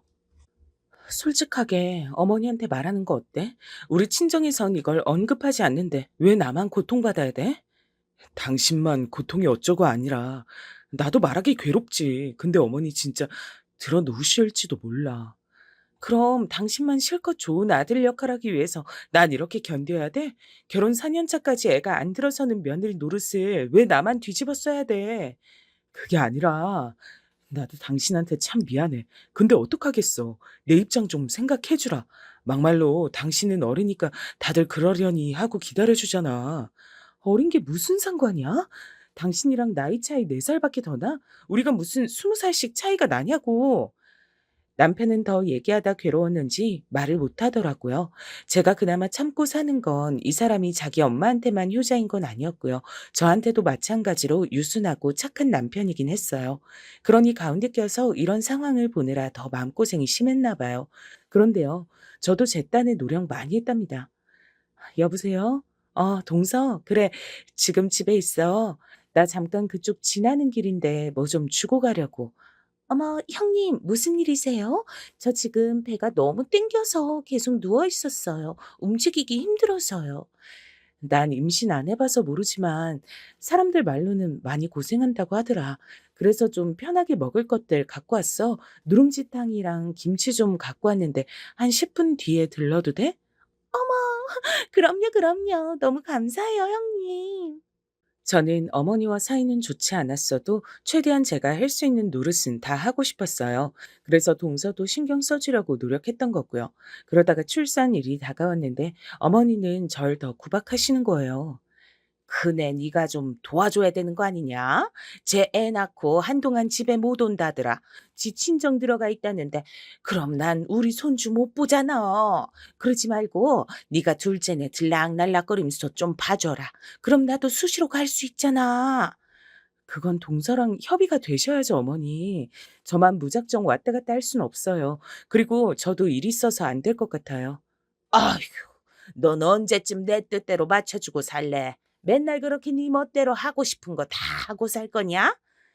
저는 어머니랑 말을 길게 섞으면 끝엔 결국 화가 나버리니까 꼭 그 자리를 피했답니다. 그러지 않고서 참아낼 수가 없었어요. 그렇게 동서는 출산을 했고 실제로 1년 가까이 친정에 있는 사이 막내 서방님도 드디어 결혼을 하게 됐어요. 어머니로선 연이어 경사가 아닐 수 없었답니다. 아이고, 우리 막둥이도 드디어 장가를 가네. 다들 어쩜 이렇게 이뻐 죽겠냐? 우리 새로 들어온 셋째 며느리도 너무 이쁘다. 내가 아주 복이 많어. 근데 저랑 말이 그나마 통했던 큰 동서가 없는 사이 막내 동서가 들어왔는데 저랑 나이 차이가 조금 있었거든요. 그래서인지 몰라도 엄청 안 맞았어요. 안녕하세요, 형님. 제가 오늘 여기서 해야 될 게 뭘까요? 응? 그야 여기 일단 정리하고 파랑 다듬으면 돼. 이따 큰 동서도 애기 데리고 올 거니까. 칼은 어디 있는데요? 저기 부엌 카부장 열어보면 있을 거야. 금방 찾을 수 있을 텐데. 잘 안 보이는데요. 어디 있는데요? 형님이 좀 같이 찾아주세요. 이러니 저도 답답하기 짝이 없었고 묘하게 둘이 안 맞는 성격이었어요. 여기도 썩 친절한 성격은 아니어서 어머니한테 은근히 따뜻하게 굴더라고요. 어머니, 저 허리 디스크 있어서 너무 아파요. 저 계속 서 있으면 다리부터 다 마비 오는데 소파에 좀 앉아 쉴게요. 어? 그래. 그럼 일단 거기 앉아 있어라. 젊은 애가 그렇게 약해서 쓰나. 디스크인데요? 저 수술까지 했었어요. 잘 못 걸을 정도인데 조심해야죠. 막내 동서는 이제 막 20대 중반이라지만 그런 것 치고도 하고 싶은 대로 다 말을 하더군요. 이땐 외려 어머니가 좀 불쌍해 보일 뻔했어요. 그런데 출산한 큰 동서가 다시 여기에 합류하고 난 뒤 모든 그림들이 달라지기 시작했답니다. 이상하게 아기를 낳더니 뭔가 많이 바뀐 모양이에요. 어머, 형님, 오랜만이에요. 그동안 잘 지내셨죠? 저 애기 돌 될 때까지 돌보는데 진짜 죽겠어요. 낳기 전으로 돌아가고 싶다니까요. 에이, 마음에도 없는 소리 하지 마. 아기 낳아서 얼마나 좋아. 아니에요. 전 형님이 진짜 부러워요. 저도 애 없이 그냥 남편이랑 나이 들었으면 좋을 텐데. 이런 말을 계속 어머니가 이 부근에 없을 때만 슬쩍 뱉고 빠지는 큰 동서가 좀 얄미웠어요. 그런데 나중에 애가 엄청 울어대는데 갑자기 저를 부르는 거예요. 형님, 애기 한번 안아보고 싶으셨죠? 우리 민우 좀 한번 안아주세요. 제 이미 손 타버려서 어른이 안아줘야만 잠을 자거든요. 한 번만 좀 안아주세요. 제가 여기 정리할게요. 이러는 통에 저도 우물쭈물대며 가서 아기를 안았는데 진짜 보통 일이 아니더라고요. 애가 얼마나 울던지 앞에 엄마를 보고도 낯선 사람 품에 안기니 자지러지는데 동서는 아랑곳 없이 저에게 애를 맡겨놨어요. 그러면서 대단한 일을 했단 어투더군요. 여보, 형님은 아마 애기 엄청 안아보고 싶으셨을 것 같아서 내가 맡긴 거야. 괜히 그런 거 아니고. 저기 형수님 안 힘드세요? 아, 얘가 무게가 꽤 나가네요. 이제 너무 안고 있어서 그런지 팔이 좀 떨어져 나갈 것 같네요. 서방님이 이제 좀 받아주세요. 예. 얼른 주세요. 이봐. 형수님 힘드셨잖아. 참, 저도 이때 듣고 있자니 기분이 뭐했어요. 자기가 뭔데 저한테 일일 애기 체험을 시켜주겠단 건지, 왜 애를 덥석 안겨줬던 걸까요? 그날을 기점으로 해서 알게 모르게 큰 동서는 미묘한 기싸움을 벌이더라고요. 갑자기 원치도 않은 며느리들 단톡방을 본인이 띡 하고 만든 거예요. 전 이런 자리 정말 불편했는데 말이에요. 형님, 동서, 곧 어머니 생신이니까 우리끼리 의견을 모아야 할 것 같아서요. 사실 저번에 형님이 얘기하시긴 했는데 저 몸이 많이 안 좋아요. 애 낳고 맨날 안고 있어서 손목 나가고 여기저기 아프고. 그래서 말인데 이번에 그냥 밖에 나가서 드시는 게 어때요? 나도 그 마음은 이해가지만 어머니 많이 서운해하실 것 같아. 이번에 막내 동서도 들어왔고 큰 동서도 민우 낳아서 데려왔잖아. 그 모든 걸 다 하고 싶으실 텐데 갑자기 밖으로? 그럼 맘대로 못 있고 쫓기는 기분이라고 싫어하셔. 그럼 어떡하죠? 막내 동서는 어떻게 하고 싶어? 셋이서 다 같이 해야 하는데 제가 빠지면 죄송하기도 하고요. 저야 형님들 원하시는 대로 할게요. 별로 상관없어요. 이러니 상황이 팽팽하게 흘러갔고 우리는 어쩔 줄 몰랐어요. 결국 결론이 안 나고 있으니 제가 딱 잘라 말을 했답니다. 이번엔 어쩔 수 없이 어떻게라도 어머니 생신은 해야 될 것 같아. 대신 큰 동서는 많이 힘들다고 했으니까 그냥 과일 씻고 상 닦고 정리하는 정도만 해줘. 나머진 내가 막내 동서랑 일 나눠서 하도록 할게. 다 끝나고 우리 쉬도록 하자. 네, 알겠어요. 형님 말씀대로 할게요. 큰 동서는 제 말에 약간 빈정이 상했다는 듯 대꾸했고 평소에 제잘제잘 말도 많으면서 이날은 말을 툭 끊어버리더군요. 그리고 웬만한 음식들은 다 준비해갔는데 큰 동서는 심지어 이날 늦게 오기까지 했어요. 아기가 아프고 저도 어제까지 체해 있어서 죄송해요. 지금부터 제가 뭘 도우면 될까요? 저렇게 말은 하면서도 계속 허리가 아프다는 둥 낑낑댔고 막내 동서는 눈치 없이 그 옆에서 둘이 붙어 앉아 있다가 애기들 보질 않나. 결국 혼자 독박을 써버렸네요. 그런데 이날 큰 동선 얼마나 어머니 앞에서 아양을 떨고 지 멋대로 하는지 진짜 보통이 아니라고 느꼈어요.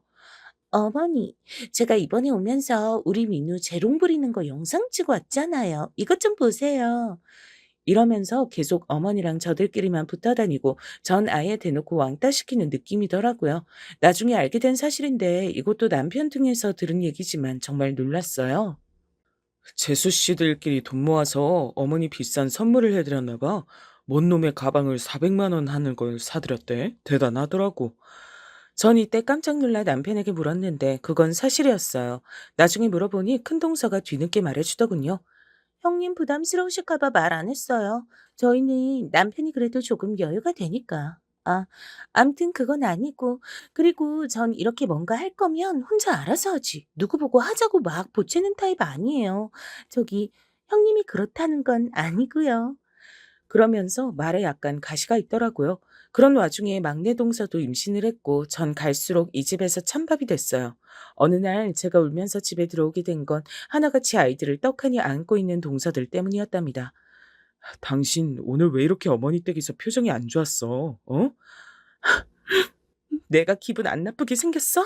저것들 아니 큰 동서랑 막내 동서 지들 애기들 있다고 유세 부리잖아. 아, 이걸 어떻게 해결하면 좋을까? 정말 내가 죽을 죄를 지은 기분이다. 누가 죽을 죄래? 좋아. 당신 생각해서 실제로 당신이 나보단 더 비참하니까 내가 참는다고 쳐. 근데 나 언제까지 이런 취급당해야 돼? 그거나 좀 알려줘라. 미리 알고 마음의 준비라도 해야 되잖아. 그건 내가 문제가 있다고 어머니랑 동생들한테 말을 하라는 거야? 그럼 어떡해. 난 어찌해야 되는데. 이러니 둘 다 할 말을 잃게 됐어요. 저라고 임신이 잘 되는 케이스는 아닌 듯 했으나 남편이 정말 거의 무정자증 수준으로 상태가 나빴거든요. 저도 몇 년간은 남편을 안타깝게 여겼으나 동서들한테도 무시당하는 입장이 되니 못 참겠는 거예요. 저랑 아예 척을 저버린 큰 동서는 시댁 모임에서 어머니에게 이렇게 말했거든요. 맨날 이렇게들 모여서 아들 손주 며느리 얼굴 다 보니까 너무 좋다 정말. 그러게요, 어머니. 뭐니 뭐니 해도 결국 손주 안겨드린 게 진짜 효도 아니겠어요? 우리 어머니가 그렇게 욕심이 많으신 것도 아니고 꼭 손주 아니고 손녀여도 되는데 말이에요. 이런 말을 저도 있는 자리에서 굳이 한다는 건 싸움을 거는 거잖아요. 아이의 어머니는 이 말에 동의하시면서 면박을 주셨죠. 아휴, 그러게 말이다. 그래도 니들이 엄청 효도하는 거야. 그럼 효도하는 거지. 몇 년을 할머니 소리 못 듣다가 니들이 이렇게 번갈아 가면 아주니 너무 좋다 정말. 그날 큰 동서랑 작은 동서는 연달아서 약속 시간보다 40분 넘게 늦게 왔고요. 심지어 과일 봉지들만 달랑달랑 지들 애기 먹일 것만 간신히 챙겨서 왔어요. 근데도 어머니는 아무 말도 안 하시는 거예요. 저한테만 하녀 마냥 시키셨어요. 예, 뭐하니? 얼른 가서 네 동서들 맞아줘라. 짐이 저렇게 한가득이다. 네가 손이 비었으니까 가서 얼른들 도와라. 그러면서 자꾸 동서들의 잡일을 저한테로 미루셨어요. 아예 등까지 찰싹 쳐대가면서 시키시니까 너무 싫더라고요.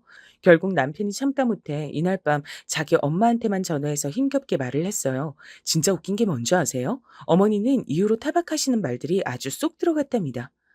어쩔 수 없지 않니? 쟤도 뭔 사정이 있겠지 뭐. 남자들 나이 들면 다 힘든 거야. 둘째, 셋째 다들 어릴 때 장가들을 갔으니 괜찮지. 막상 본인 아들 문제라고 하니까 완전 감싸고 모른 척 하시더군요. 그러면서도 저한테 전화하셔서 이렇게 말씀하셨어요. 저기, 네 남편 몸이 좀 그렇다고 해도 너 절대 눈치 주고 주눅 들게 하면 안 된다. 남자는 아주 생명이 달린 거랑 똑같은 거야. 여자가 자꾸 무시하고 불같이 화내면 엉망이 되는 거라고. 그런 어머니도 생전에 아버님을 그렇게 쥐잡듯 잡고 사셨다니 본인 아들이 당하는 건 싫으셨나 봐요. 저는 그 말마따나 이 부분이 회수된 이후 남편과는 정말 조금도 싸울 일이 없었어요. 그런데 말이에요. 안 그래도 비실비실하고 건강이 안 좋고 늘 간이 안 좋아 보인다는 말을 들었던 남편은요. 건강검진을 미루고 미루다 갑작스런 빈혈로 쓰러지고 난 뒤 회사에서 응급실까지 실려가게 됐어요. 이게 무슨 일이야? 쓰러졌다니. 어디 부딪힌 거 아니고? 저도, 저도 가봐야 알아요, 어머니. 일단 병원으로 오세요. 그렇게 택시로 내달려서 도착한 병원에서 남편은 몸이 너무 힘들어서 어쩔 줄 몰라 하더군요. 얼굴도 수척해지고 멀쩡히 밥 먹고 나갔던 사람을 병원에서 맞이하니 이상한 기분이었어요. 어머니는 이 순간도 제 탓을 했고 동서들도 동정 섞인 빈정을 저에게 보냈답니다. 이것들을 사람이라고 볼 수 있을까요? 아주버님 많이 편찮으셔서 어떡해요? 매번 그렇게 힘들게 일하시더니 너무 지치시겠다. 우리 남편도 아주버님 몸 약한 타입이라고 옆에서 잘 챙겨줘야 한다고 하더라고요. 그러게 말이다. 같이 사는 사람이 잘 챙겨줘야 되는데 원. 결국 이들은 다 저에게 손가락질을 하고 싶어 했고요. 그렇게 누굴 탓하고 있을 때가 아닌데 이것들이 여유를 부리고 있다가 결국 한 사람을 그렇게 하늘에 보내게 됐답니다. 우리 남편은 정말 거짓말처럼 아직도 저는 그렇게 시간이 지났는데도 잘 못 받아들이고 있는데요. 아무튼 어느 날 정말 거짓말처럼 제 옆을 떠났어요. 전 장례 때 정말 미친 여자처럼 어머니랑 싸웠답니다. 제 안에 그렇게 울화가 가득 차 있는지 처음 알았어요. 뭐요? 제가 뭘 못해서 잘못해요? 저 때문에 자식을 못 봤다고요? 어머니 다 알고 계시면서 그 사람이 원인인 거 알면서 그러시는 거예요? 그게 아니 너는 지금 그걸 이 자리에서 할 말이라고 하냐? 그럼 뭐요? 저는 뭐 마음이 편한 줄 아세요? 대체 어머니 아들이 몇 년을 저랑 지낸 줄 아세요? 어머니 못지않게 저도 슬퍼요. 꼭 이런 자리에서 아쉬운 걸 다 저한테 뒤집어 씌우셔야겠어요? 어머, 형님, 그만하세요. 어머니 속상하신데. 동서가 면대 끼어들어 지금. 나보다 제정신이 아닐 수가 있어? 빠져. 어머, 형님 무서우시다. 저는 완전히 이들 사이에 껴서는 어정쩡한 원망과 조롱을 받고 정말 죽을 맛이었어요. 아들도 병으로 보내놓고 왜 며느리인 저까지 더 피를 말려서 보내려고 드는 걸까요? 그러곤 전 얼마 뒤에 돌아와 남편과 살던 짐들을 조용히 정리했죠. 어머니는 이때 장례식에서 저랑 뒤엉켜 싸우셨던 게 내심 양심에 찔리긴 하셨나 보더군요. 뒤늦게 이렇게 연락이 왔어요. 집은 그대로 내두고 살아라. 가끔 가서 우리 아들 지내던 흔적이란 볼란다. 너 없어지면 그 집까지 없어질까 싫다. 아들 못 만날까 무섭다. 도통 무슨 말인지. 밑도 끝도 없이 이해가 하나도 안 되는 내용이었지만 제가 받아들이기엔 어머니가 나름 애둘러 사과를 하고 있다고 느껴졌어요. 왜냐면 남편이 통원 치료를 할 무렵엔 절 원망하셨거든요. 새끼도 못 보고 저렇게 젊은 나이에 몸져 누울 줄 누가 알았다니. 어떻게 그런 것까지 네 아비를 쏙 닮았냐? 그래도 네 아비인 자식이라도 줄줄 보고 갔지. 어쩜 새끼 복도 없고 처복도 없고. 지금 저 얘기하시는 거죠, 어머니? 어떻게 본인 아들도 문제 있는 거 아니 됐어요. 다 둘째 치고 좋아요. 그럼 저희가 애가 있었으면 그렇게 어머니 뒤치다꺼리 할 수 있었을까요, 평소에? 동서들은 애들 있다고 이 핑계 대고 저 핑계 대고 허구한 날 못 왔잖아요. 아니 이게 진짜 지 남편 병상에서 저러고 있는데 바득바득 따질 일이냐? 형님, 저도 옆에서 듣고 있기 거북하네요. 저희가 핑계를 대다니요. 동서는 더 이상 나대지 말고 가만히 있어. 듣기 싫으니까.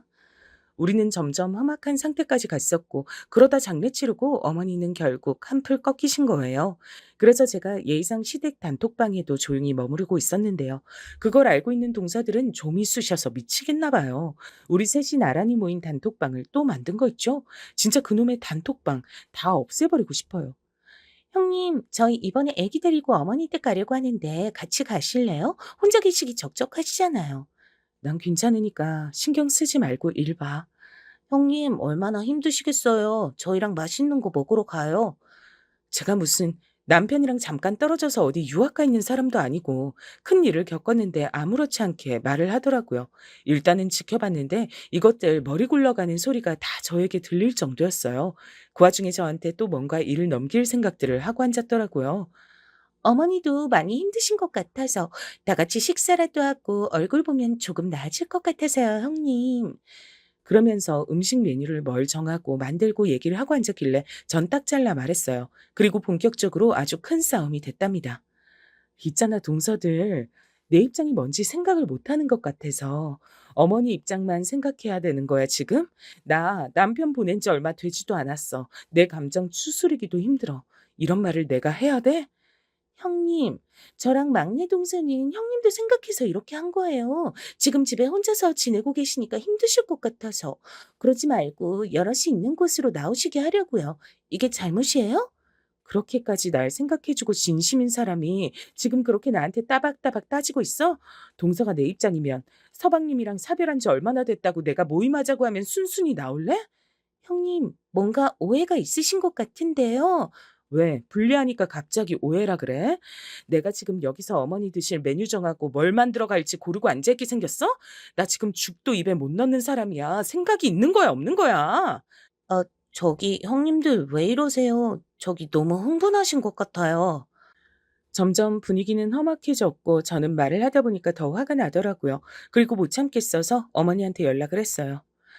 어머니, 죄송한데요. 지금 많이 힘드신 시기인 거 압니다만, 저도 이 사람 보내고 말짱한 정신은 아니에요. 그래서 말인데, 한동안 어머니 댁에서 모임이 있다든지 동서들과 만나야 하는 스케줄은 피하고 싶어요. 뭐? 아니, 또 뭔 일이 있었길래 그러냐? 근데 너는 진짜 머리 아프게 왜 그래? 나를 왜 이렇게 괴롭히냐고?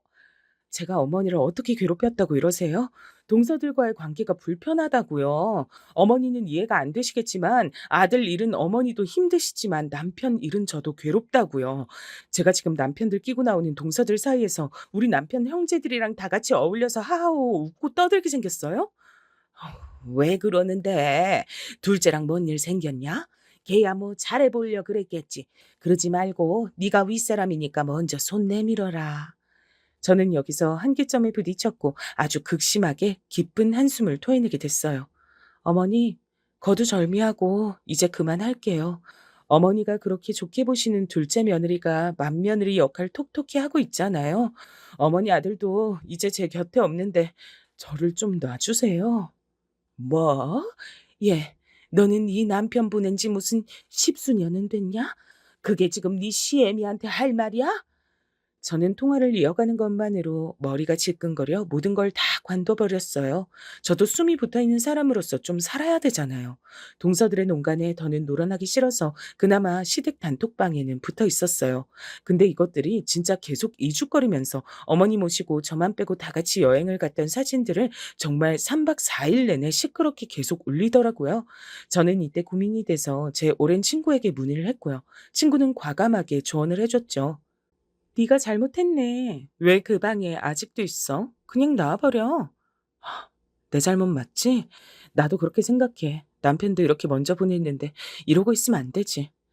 시댁 식구들이랑 엮여서 좋을 게 뭐가 있어? 며느리의 큰 형님 역할 계속하면서 살 거 아니잖아. 시댁 단톡방뿐 아니라 집도 팔고 정리해서 나와 빨리.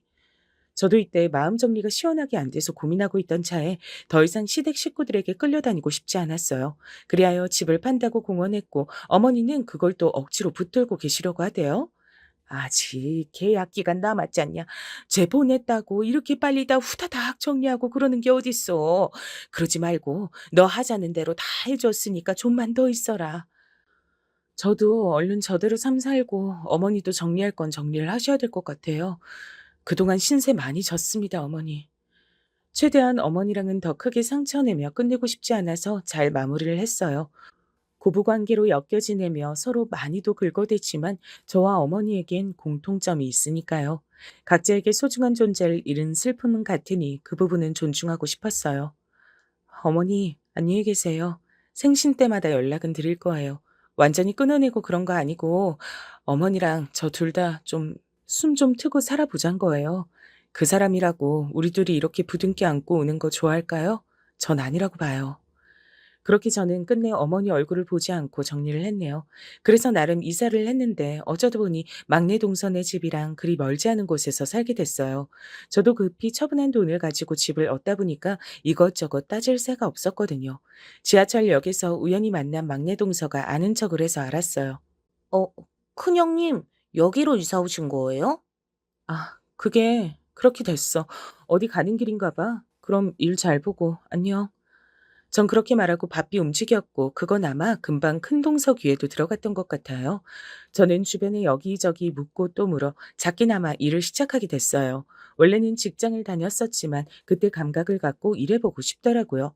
그래서 간혹 제가 물건들을 떼가지고 힘들게 버스를 타고 이고지고 내려서 가던 길에 그 근처에 있던 큰 동서와 막내 동서와 마주칠 때가 있었어요. 너무 짜증이 나고 싫었지만 어쩔 수가 없더라고요. 어머, 형님, 동사한테 듣긴 했는데, 짐이 이게 다 뭐예요? 뭐, 가판에다 놓고 팔기라도 하시게요? 그런데 저는 진짜 이때 의도적으로 대답하지 않고 휙 지나가 버렸어요. 무시가 답이란 생각밖에 안 들었거든요. 이때 거의 한 달 전이 어머니 생신이었는데 그래도 저는 어머니 편에 용돈을 입금해드렸답니다. 그렇게 저보고 잠깐만 들리라는데 절대 가지 않았죠. 근데 사는 곳이 이 부근이다 보니 계속 오며 가며 동서들을 마주치긴 해야겠고 아이러니하게도 저는 다른 면으로 나름의 성공을 갈망하게 됐어요. 그 무렵 지인으로부터 소개를 받아서 저 혼자 하긴 힘들고 약간 동업하는 형태로 일을 하게 됐는데요. 저 이때 정말 살벌한 경험을 했답니다. 함께 일하는 지인의 남편이란 작자가 갑자기 나타나서 저를 엄청 윽박질렀거든요. 우리 와이프가 그쪽이 멋대로 이중계약을 했다고 하던데, 이거 어떡할 거예요? 법대로 처리를 해야 될 것 같은데, 얼마나 물어줄 거예요? 네? 다짜고짜 그게 무슨 말씀이신지. 저는 이때 한참 옥신각신하다가 그나마 친구와 겨우겨우 남아있던 인맥들을 동원해서 위기를 벗어났죠. 새삼 남의 남편이랍시고 찾아와서 저한테 이렇게 왁 하고 따져대는 꼴을 당하니까 더 서럽더라고요. 그런데 저도 어디서 그런 힘이 나왔는진 모르겠는데 험한 일을 당할 때마다 곧바로 제 자신에게 물을 주었어요. 험한 일들 계속 생기는 거 보니까 맷집이 어지간히 커져서 큰일을 하게 되나 보다. 그냥 그러고 사는 수밖에 없어. 숨이 붙어있는 한은. 이런 말들을 중얼거리며 나름 제 자신을 격려해가며 일했어요. 이때 아주 세게 데인 일로 인해 절대 동업은 하지 않았고 적어도 일부분에 있어선 쉽게 남을 신뢰하지 않았답니다. 그리하여 저는 인터넷 계정을 통해 독립적으로 물건들을 팔기 시작했고요. 중간에 없는 돈 다 동원해서 관련된 강의도 들으러 다니고 나름 제가 하는 이 작은 사업에 대해 컨설팅도 받았어요. 솔직히 자랑은 아니지만 전 친정도 경제적으로 여유가 없거든요. 기댈 데 없는 몸이라 더 악착같이 일했고 챙길 식구가 없으니 시간을 제가 쓰려는 대로 사용할 수 있었죠. 그리고 몇 년쯤 지났을까요? 차차 자리 잡혀가던 중 제가 제일 빨리 했던 일은 이사 가는 일이었어요. 조금씩 수익이 나고 현실을 정면으로 돌파하다 보니 제 가장 큰 꿈은 이사가 됐답니다. 옆에서 친구도 엄청 격려해줬어요. 너 진짜 대단하다. 외려 남편이 없을 때보다 더 열심히 살고 잘 나가는 것 같아. 그땐 너 그냥 살던 아파트에 쭉 붙어 있었잖아. 일할 생각도 크게 없었고. 그러게 말이야. 남편이랑 살 때 이렇게 더 힘을 내볼 걸 그랬나 후회가 되기도 해. 난 괜히 겁이 많아서 결혼도 안 하고 이 나이 먹었지만 그래도 네가 참 멋져. 무슨 일이 있어도 다 어떻게든 극복하고 일어나는 것 같아서. 친구가 이렇게 절 과대평가하고 칭찬해 준 건 제가 사업체를 바로 잡아갈 쯤 청약도 하고 많은 것들을 공격적으로 했거든요. 뭘 하건 간에 소위 흐름을 타는 시기가 있다고 하던데 제가 딱 그런 상황이었어요. 그래서 저는 정말 쥐도 새도 모르게 이사를 갔고 원하는 지역의 청약을 여전히 넣어둔 상태로 아주 열심히 개미처럼 일했답니다. 살도 열심히 뺐고 다이어트 관련된 식품부터 옷이랑 요리하는 제품들까지 전 정말 많은 것들을 판매했어요.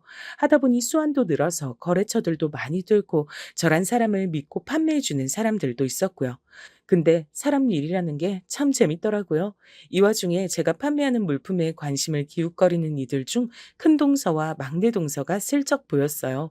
이 둘은 서로 그 인터넷 게시판 안에서 나름 자기네들 사생활을 공개해놓고 사는 것들이라 한눈에 판별이 됐답니다.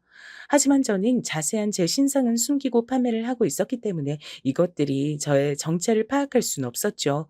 그러면서 큰 동서가 써대는 글들을 보니까 진짜 가관도 아니더라고요. 참, 여기서 큰 동서가 지칭하는 1등 주부라는 말은 인터넷상에서 활동하는 제 별명이에요.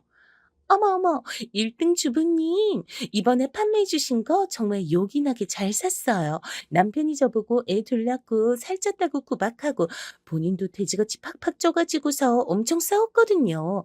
1등 주부님, 왠지 마스크 벗으시면 외모도 엄청 이쁘실 것 같아요. 몸매도 부럽고요.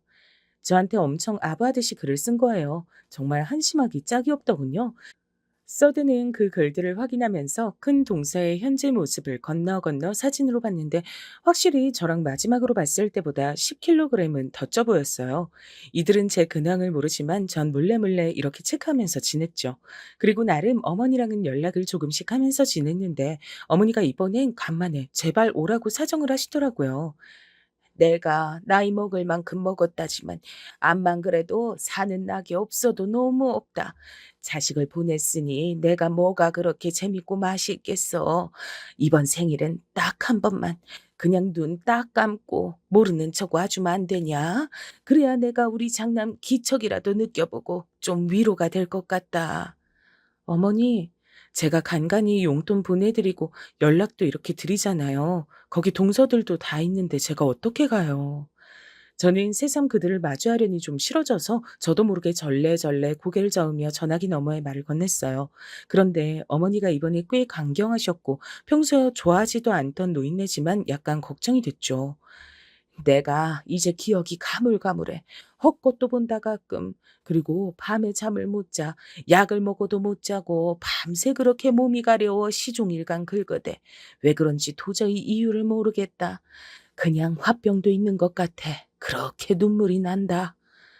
듣자니 일순간 저는 머릿속으로 많은 생각이 들더라고요. 치매라도 오신 게 아닌가? 아님 당뇨인가? 이런 생각이 오갔어요. 확실히 제가 남편과 사이가 나쁘지 않았고 이혼이 아닌 사별이니 이런 선택도 하게 된 것 같으네요. 아우, 어머니 제가 자주 갈 순 없으니까 이번에 한 번은 갈게요. 저도 일하느라 바빠서 오래 머물진 못해요. 그래, 네가 와주기만 하면 난 바랄 게 없다 진짜. 제발 와다오. 하도 이렇게 사정을 하시니 전 정말 수년 만에 시댁에 방문하게 됐어요. 여전한 집인데 남편과 드나들던 생각이 일순간 몰려와서 살짝 뭉클하긴 하더군요. 그리고 거기서 절 그렇게 괴롭히고 못 잡아먹어 안달이던 동서들을 만났죠.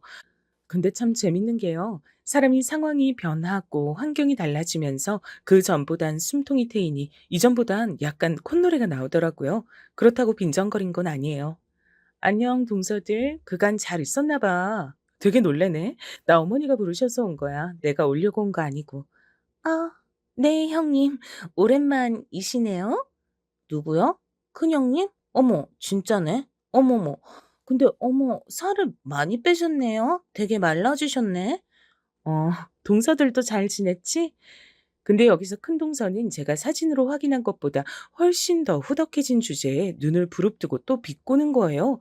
마음이 이렇게 못돼 먹었으니 일이 잘 안 풀리겠죠. 얼굴만 봐도 사람은 확실히 마흔 언저리쯤 가면 인생이 보여지는 것 같아요. 마음고생이 어지간히 심하셨나 봐요, 형님. 그래서 이렇게 살이 쭉쭉 빠지셨구나. 얼굴도 퀭해지신 것 같고요. 아니, 나 마음고생 안 했는데? 정리하고 나와서 잘 살고 내 할 일 하면서 재밌게 살아. 얼굴 훨씬 좋아졌다고 그러던데. 그런 말은 지금 동서한테 처음 듣는다. 그래요? 그렇구나. 이렇게 머쓱해 하더니 계속해서 절 위아래로 훑어보더라고요. 지들보다 몸에 반은 줄어 있는 데다가 옷도 제대로 차려입고 갔으니 신경이 쓰이는 모양이었어요. 와중에 서방님들도 쭉쭉 들어와서 인사하셨고요. 와, 형수님. 아, 진짜 몰라 뵀어요. 와, 몸이 반으로 홀쭉하게 줄어드신 것 같으네요. 어디 아프신 건 아니죠? 봐봐요, 형님. 우리 남편도 이렇게 말하잖아요. 형님 너무 살이 빠지셔서 아파 보신다니까요. 아니, 난 그런 뜻 아니었는데. 형수님이야 원래 미인이셨지만 더 연예인 같아지셨다. 아휴, 얼굴 더 좋아지셨네요. 그쵸? 열심히들 잘 살아가야 되는 것 같아요. 저희 엄만 여전히 힘들어하시거든요. 제가 잘 돌봐드리지도 못하고. 평소 원체 눈치 없고 사람 착하기만 한 서방님은 제 칭찬을 해주셨고 전 얄미운 큰 동서 말은 스리슬쩍 무시해줬죠. 그리고 다 같이 둘러앉아 식사를 하려는데 제 딴에 어머니가 좋아하실 만한 음식들을 꺼냈답니다. 당연히 어머니는 이날 절 오랜만에 보신 데다가 용돈도 두둑히 챙겨드렸고 제가 온 게 너무 좋으셨는지 연신 손을 잡으셨어요. 그런데 이때 어머니 표정도 뭔가 멀쩡해 보이지 않고 되게 피로해 보이시더라고요. 어머니 뭐 어디 불편하세요? 왜 그러세요? 그런데 큰 동서와 막내 동선 아니라고 하면서 바로 나서는 거예요. 어머니 여기 누워보세요. 왜 그러시지? 어머니, 내가 볼 땐 치매 증상이나 당뇨도 있으신 것 같던데 자기들은 그런 거 못 느꼈어? 글쎄요. 어머니도 그냥 괜찮다고 하시고. 아무튼 어머니를 눕혀드리고 난 뒤 조금 주무시게 하고 저와 동서들은 전부 거실로 나왔죠. 하도 어색해서 할 말이 없는 와중에 큰 동서가 또 꼬치꼬치 깨묻더라고요. 형님은 그때 막내 동서네 쪽 집에 사시지 않으셨어요? 이사 가신 지 꽤 된 거 맞죠? 아니, 동서가 그쪽 골목에서 봤다더라고요. 저도 빌라들 있는 골목에서 형님 뵀는데 거기쯤 사시던 거 맞죠? 저는 그 어둡고 좁은 집이 떠올라 일순간 미간을 찡그렸지만 우선은 대답을 했어요. 맞아. 거기서 살았지. 근데 이사 갔어. 어호라, 어디로요? 안 그래도 동서가 못 본지 엄청 오래됐다 그랬거든요. 저는 침을 한번 꿀꺽 삼킨 뒤 오픈을 해야 하나 말아야 하나 고민하며 입을 열었어요. 그리고 정말 3초도 안 되어 거실이 시끄러워졌답니다. 저기 강남 아파트로 들어갔어. 강, 잠깐만. 아니, 뭐야? 나 웃겨서 말이 안 나오네. 형님이 강남을요? 어떡해. 웃으면 안 되는데. 뭐야? 그 반응은? 웃기다고? 그러자 제 바로 맞은편에 앉아있던 막내 동서까지 몸을 앞으로 숙여대면서 낄낄대고 웃는 거예요. 아니, 저희가 무슨 죄가 있다고. 안 본 새 농담이 많이 느셨네요. 그렇잖아요. 와, 저 이렇게 대놓고 그 아파트 산다고 말하는 사람 진짜 처음 봐요. 인터넷이랑 TV로는 봤는데 형님 진짜 그새 많이 성격 변하셨다. 저는 숨을 크게 들이마시고 이것들의 행태를 지켜봤어요. 아니, 솔직히 뭐 불가능한 일은 아니네, 그치? 형님은 혼자 몸이시니까. 하여간 저기 뭐 돈 많은 할아버지 남자친구라도 있으신 거예요? 그래도 우리 나이가 그런 게 먹힐 나이가 아닌데. 설마 아니에요? 뭔데? 할 말 있으면 해봐. 아니, 진짜 농담이에요, 형님. 화내시면 안 돼요. 그 뭐랄까? 꽃뱀이냐, 방울뱀이냐, 그런 거 있잖아요. 그런 거 하면 가능은 하겠는데, 그러기엔 형님이나 우리 나이가 너무 많잖아요. 그래도 강남 사는 할배한텐 먹히려나? 동서, 지금 말 다 했어? 뭐가 어째? 아우, 그러게. 농담 좀 작작 하시지. 저는 이때 자리를 털고 일어나 옆에 있는 쇼핑백에서 택배 봉투 몇 개를 꺼냈어요. 안 되겠다. 간만에 만나서 선물이라도 주려고 했더니. 네? 저는 저를 까내리지 못하면 병이라도 걸릴 것 같은 이 둘에게 택배 봉투 2개를 휙 던졌어요. 있잖아. 그렇게 인터넷상에선 언니 언니 하며 따르더니 이렇게 자꾸 귀엽게 나 약 올릴 거야? 우리 아는 사이들이잖아. 나 말이야 나. 그 1등 주부. 그 사람이 나야. 마스크 쓰고 나와서 다이어트 식품 팔고 생필품이며 옷 다 팔고 이웃들 10만 명에 작년에 강남 아파트 청약된 사람. 그 사람 나라고. 이렇게 말해놓고 저도 새삼 너무 유치했나 싶어 그 둘을 봤는데 큰 동서와 막내 동서 얼굴에서 이미 웃음기는 사라졌어요. 그리고 지들 앞으로 떨어진 택배 봉투. 아마 저한테 많이 주문하고들 샀었을 그 다이어트 음료들과 쫄쫄이 스타킹들이 담긴 회사 로고가 있는 스티커들을 확인한 것 같더라고요. 제 다리로부터 얼굴까지 시선이 쭉 타고 스물스물 올라오더니 그제서 상황 파악이 된 것 같았어요. 형, 형님이 1등 주부? 1등 주부? 그 강남 아파트. 잠깐만. 진짜라고요? 아니, 그 사람. 평소 저는 제 신상을 다 밝히기 싫어 선글라스와 마스크를 쓰고 인터넷상에서 사진을 찍고 홈쇼핑처럼 판매를 했었어요. 나이 먹을 만큼 먹고 살림에 빠삭한 여자가 훅훅 늘어놓는 말들을 편하게 생각한 수많은 아내들과 교류가 되어 특히 코로나 시기에 많은 수익을 봤거든요. 다들 집에서 인터넷으로 물건만 사던 때기도 했고요. 암튼 이것들 둘은 얼굴이 새파랗다 못해 새하얗게 질려서는 둘 다 뒤로 팔을 짚어야 할 정도로 몸이 기우뚱거렸어요. 진짜 말도 안 돼. 그러고 보니 얼굴 윤곽이 이렇게 보니 맞는 것 같기도 하고. 세상에.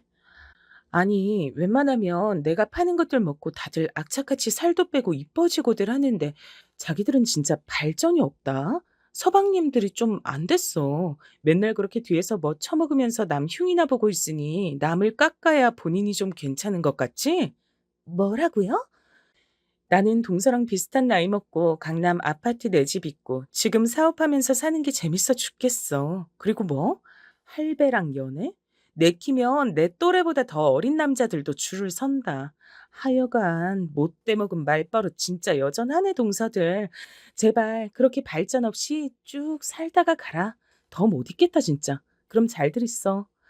전 그 자리에서 훅 하고 일어났고 그런 저를 동서들은 몇 번 곁눈질하다가 끝내 제대로 못 쳐다보더라고요. 나중에 집으로 왔을 때쯤 그제서 막내 동서한테 연락이 왔는데요. 참 쟤들 사이도 부질없더라고요. 욕만 하면서 뭉쳐다닌 여자들의 인간관계란 정말 쓰레기만도 못한 것 같아요. 이 형님, 저기 잘 들어가셨나요? 다름이 아니라 아까 인사를 너무 제대로 못 드린 것 같아요. 이번에 큰형님이 그 말로만 듣던 1등 주부님이시라니 너무 멋져요. 전 절대로 큰형님을 약 올리거나 조롱하려던 게 아니에요. 혹시 괜찮으시면 따로 봬도 될까요? 대충 이런 식의 문자가 와서 전 웃기지도 않아서 그걸 곧장 복사해서 큰동서에게 보냈죠. 아마 지들끼리 쥐잡듯 전쟁이 일어나지 않았을까 싶네요. 남편이랑 사별하고 혼자 된 저를 그 전부터도 긁어대고 이후에도 골려대더니 저 잘 된 거 보고 눈이 시뻘개지고 한쪽은 또 다른 한쪽 배신하고 저한테 붙는 게 너무 웃긴 것 같아요. 이후로 저는 완연히 시댁의 발길을 끊었고 어머니의 근황은 서방님 통해서만 가끔 듣고 있을 뿐입니다. 제가 아무리 경제적으로 제법 쌓아올려 살만해졌다지만 인생은 아직도 쉴 만한 조그만 자리를 내주질 않네요. 이런 성공이 있으면 저런 고민도 있는 거겠죠. 그래도 열심히 살아볼랍니다. 이 글을 쓰면서야 비로소 제 자신을 조금은 칭찬해주게 되네요. 너무 고생 많았고 잘 살아왔다 내 자신아. 앞으로도 이렇게만 가자. 그럼 모두들 건강하세요. 감사합니다.